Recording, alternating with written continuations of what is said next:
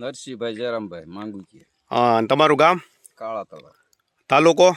તાલુકો વલભીપુર. અને જિલ્લો ભાવનગર. બરોબર છે. અને આ તુવેર કઈ છે? ફૂલે પુષ્પા. બરોબર છે. અને તમે કેટલા વીઘાનું વાવેતર કરેલું છે? મેં 15 વીઘા. 15 વીઘાનું. અને આ બાજુ થોડીક આપણે જે વિડીયો ઉતારી એ બાજુ છે નબળી લાગે છે.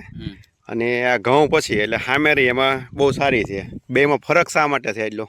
બસ આ તો બીજું વાવેતર ભેગું હતું એટલે આમાં તમે કઈ રીતે વાવેતર કર્યું હતું? આમાં તો પેલા સોયાબીન વાવી દીધું, પછી તુવેર સોંપી હતી. એટલે સોયાબીન વાવ્યું એ ઓળમાં તુવેર નાખી. એટલે ખેડૂત મિત્રો સોયાબીન જે આપણે વાવવાની એ ઓળની અંદર આ તુવેર વાવેતર કરેલું હતું.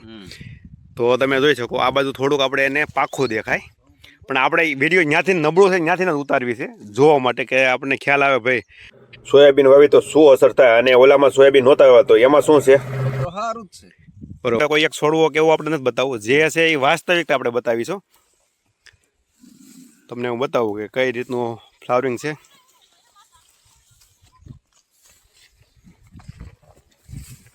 એટલે બધા છોડની અંદર એક જ સરખું ફ્લાવરિંગ છે. એવું નથી કે બે છોડમાં સારું આવ્યું હોય ને બેમાં નબળું હોય.